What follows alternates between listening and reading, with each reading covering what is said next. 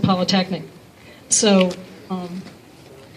I don't know, but I'm guessing that's probably something that our foundation will want to look at when they think about the future of how they're used. But of course, at one point, we're all going to be part of one institution. So, yes, sir. Going to come back? No, I'll come back to my office.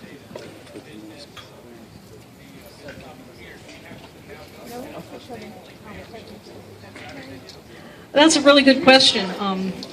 What was the question? Sorry, the question was, well, if business services are consolidated, will that mean that, for example, if you get a parking ticket, you have to drive to Kennesaw to pay it? I believe there will be good consideration given to the convenience of that sort of service. And as I said, this campus will still be here, so I assume that we will not create additional difficulty for students who are studying on this campus rather than the other one. So it's a good question, but I don't think consolidation will mean only one point of contact anywhere in Cobb County for the essential services for students.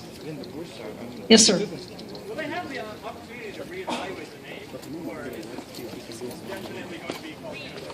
I came to this school for the reputation of Southern Poly, and I feel almost as if my engineering degree has been almost damaged by the reputation of Kennesaw State.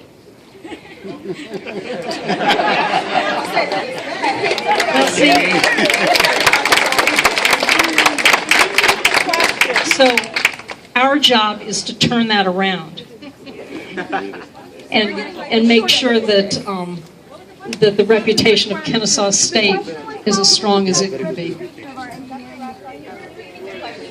Oh, I'm sorry. The question was, is there any chance the name could be reevaluated because he's concerned about, he came here for Southern Polytechnic and a Southern Polytechnic degree, and he's concerned that that there might not be a positive impact on his degree with a change in the name of the institution. I'm trying to say that carefully.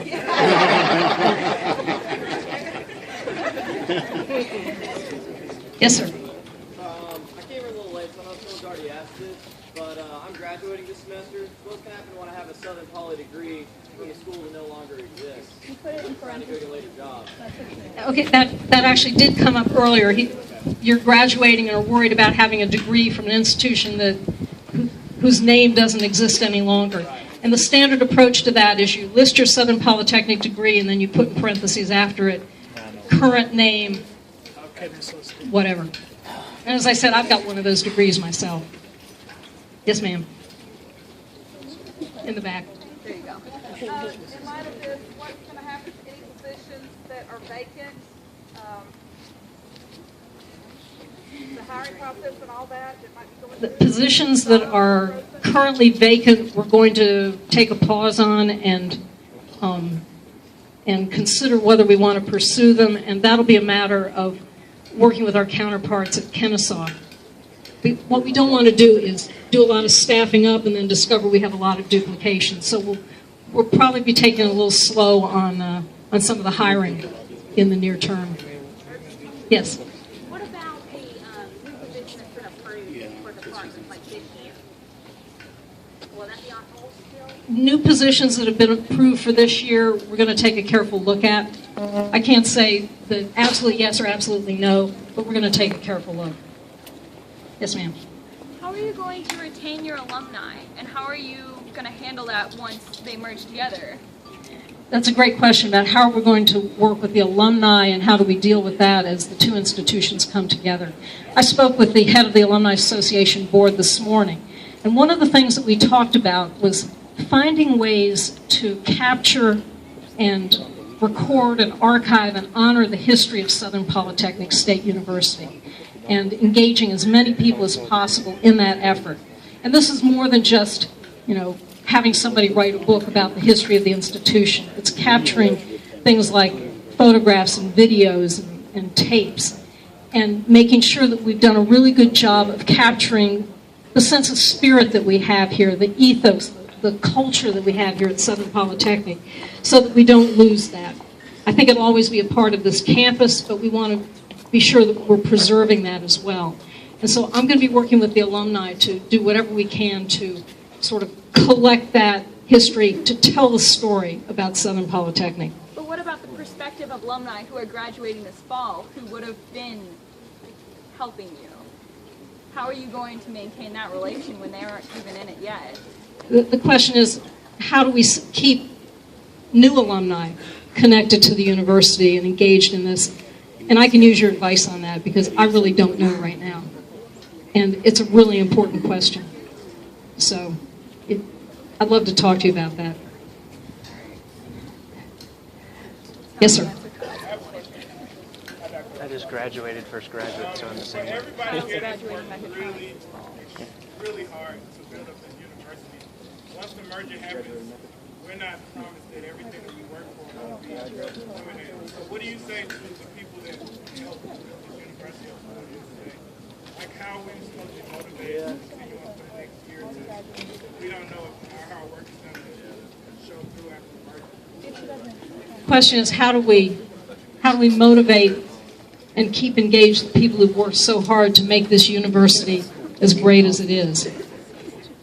And you start by saying, what do you say to those people? I say thank you. I say thank you for everything you've done to make this such a great institution, and it's going to continue on this campus. It's going to be part of a larger institution that we want to make equally great. And thank you, Dr. Rossbacher, for all you've done to make Southern Polytechnic.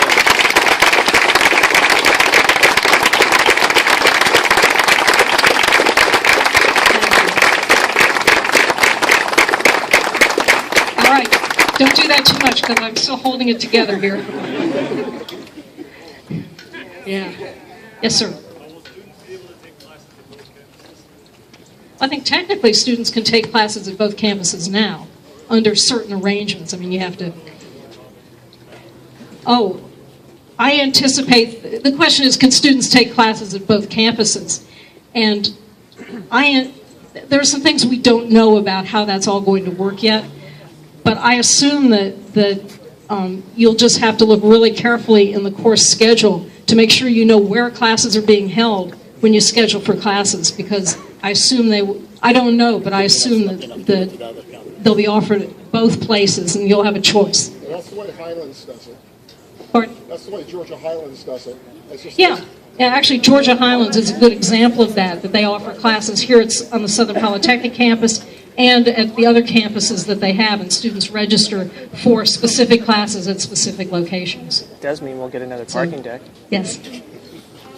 Talking about the spirit and the culture of SPSU, we're known for nice-sized classes and not being rowdy, party school where we have good degrees that are well put together, but the class sizes, are they now going to be taught by grad assistants instead of the professors? Are the classes going to be too big? How will that affect with the huge size of KSU? That's one of those things I can't answer yet. But the question had to do with, are we going to see an increase in class size and a difference in who's teaching the classes? And I can't answer that question yet. That's part of what's going to be worked out in the implementation process. Yes, ma'am. What's going to happen to our co-op program? Because I just got accepted for a co-op with Georgia Tech under the idea that I'm still working with Southern Poly. By 2015, I'm still going to be in that.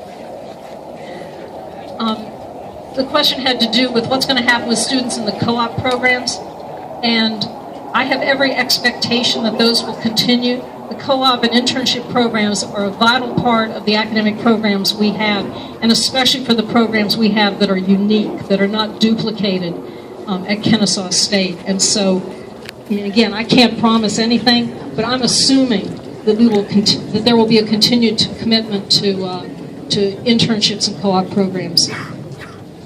Yes, ma'am. Are there any plans to eradicate any of our Majors. Question is, are there plans to eradicate any of our majors? I'm not aware of any. There are majors that we share at the two institutions that we may need to bring together. And this is entirely separate from any discussion about consolidation. But the Board of Regents and the university system are focused on making sure that we are being as efficient as possible with the programs that we have. So they are looking at programs that have low enrollments. And I know faculty in those departments here on campus are well aware of them. We only have a couple, but looking at low enrollment programs and considering whether we need to continue those is happening at both Southern Polytechnic and Kennesaw, and that's entirely separate from consolidation. So the discussion is happening, but it's not related to consolidation at all. Yes, sir. With the two different campuses and there being a potential greater opportunity for students to commute between locations, are there any plans to increase parking capacity? Yeah. The question is, with two locations for the new institution and students having to go back and forth between, is there any discussion about increasing parking? You knew parking was going to come up, didn't you? And I don't know that yet. I think it'll be that'll be part of the implementation process, but it'll be interesting to see how that fits into the whole plan for how to decide which courses are being taught where and when. So I don't know yet, but that's a really good question. And there is the potential for students to take classes at two different sites. Yes, ma'am. Why is it that even though SPSU as a school we're growing and getting better, it's kind of like we're just getting eaten up out of nowhere? Has that been explained? Because normally when they combine schools, because they're not growing. But I feel like we've been growing a lot, so why are they just kind of like taking over? The question is, some of the other consolidations seem to have been focused on helping institutions that weren't growing, and we've been growing so much. I think that means we bring a lot to the consolidation.